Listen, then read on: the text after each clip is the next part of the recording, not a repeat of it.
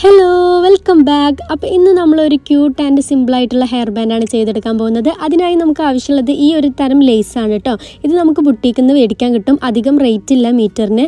നമ്മൾ glitter tube മേടിക്കുമ്പോൾ നല്ല റേറ്റ് കൊടുത്തിട്ടാണ് നമ്മളത് മേടിക്കുന്നത്. അപ്പോൾ അതിനോട് മാച്ചായിട്ട് അതേപോലത്തെ ഒരു ഹെയർ ബാൻഡാണ് കേട്ടോ നമ്മൾ ഇന്ന് ചെയ്തെടുക്കുന്നത്. പിന്നെ ഈ ലേസിൻ്റെ പലതരം കളേഴ്സ് ഉണ്ട് കേട്ടോ. പിന്നെ പലതരം ലേസുകൾ വെച്ചിട്ട് നമുക്ക് ഹെയർ ബാൻഡൊക്കെ ചെയ്തെടുക്കാവുന്നതാണ്. വയർ ഹെയർ ബാൻഡ് എടുക്കുന്നു, ലേസ് അതിലേക്ക് ചുറ്റിയെടുക്കാൻ പോവുകയാണ്. അതിനായി ഞാൻ B7000 ഗ്ലൂ ആണ് കേട്ടോ അപ്ലൈ ചെയ്ത് കൊടുക്കുന്നത്. ചുറ്റിയെടുക്കുന്നതിനോടൊപ്പം ഇടയ്ക്കിടയ്ക്ക് ഗമ്മ് തേക്കാൻ മറക്കരുത്. ചുറ്റിയെടുക്കുമ്പോൾ നല്ല ടൈറ്റായിട്ട് ചുറ്റിയെടുക്കണം. ഗമ്മ് അതിലേക്ക് സ്റ്റിക്ക് ചെയ്യാൻ കുറച്ച് ടൈം കൊടുക്കുകയും വേണം കേട്ടോ.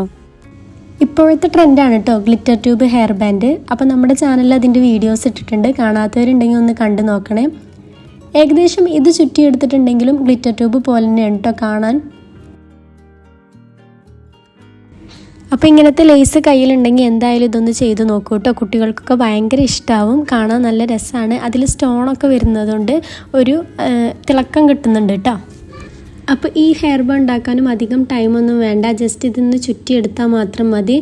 ഗ്ലിറ്റർ ട്യൂബ് ആണെങ്കിൽ നമുക്ക് ആ ഹോളിലൂടെ വെറുതെ ജസ്റ്റ് കയറ്റിയാൽ പോരെ. ഇതാണെങ്കിൽ നമുക്ക് ടൈറ്റായിട്ട് ചുറ്റിയെടുക്കണം കേട്ടോ.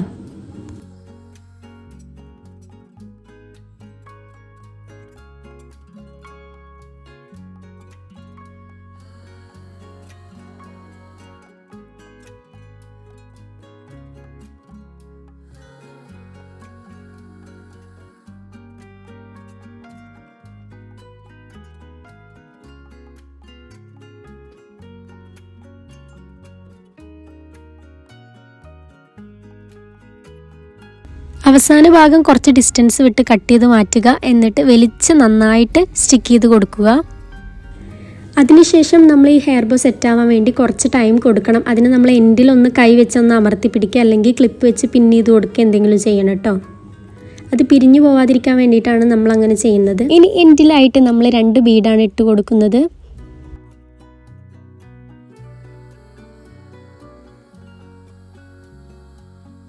ഇപ്പോൾ നമ്മുടെ ഹെയർ ബാൻഡ് സെറ്റായിട്ട് വന്നിട്ടുണ്ട്. ഇനി ഇതിലേക്ക് ഒരു ഫ്ലവർ അറ്റാച്ച് ചെയ്ത് കൊടുക്കാം കേട്ടോ. അപ്പോൾ സൈഡിലാണ് നമ്മൾ വെച്ച് കൊടുക്കുന്നത്. ഒന്നല്ലെങ്കിൽ നമുക്ക് ഫ്ലവർ ചെയ്തെടുക്കാം, ഇല്ലെങ്കിൽ റെഡിമെയ്ഡ് ഇങ്ങനത്തെ ഫ്ലവേഴ്സ് മേടിക്കാൻ കിട്ടും കേട്ടോ.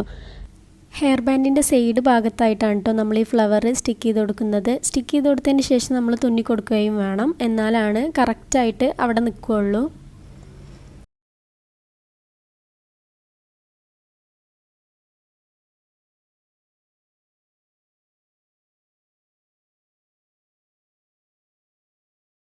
സ്റ്റിച്ച് ചെയ്ത് കഴിഞ്ഞിട്ടുള്ള ഫൈനൽ ലുക്കാണ് കേട്ടോ ഇത്. വീഡിയോ ഇഷ്ടപ്പെടുകയാണെങ്കിൽ ലൈക്ക് ചെയ്യണേ. അതേപോലെ നിങ്ങളുടെ അഭിപ്രായം കമൻറ്റ് ചെയ്യുക. അപ്പോൾ അടുത്ത വീഡിയോയിൽ കാണാം. ബൈ.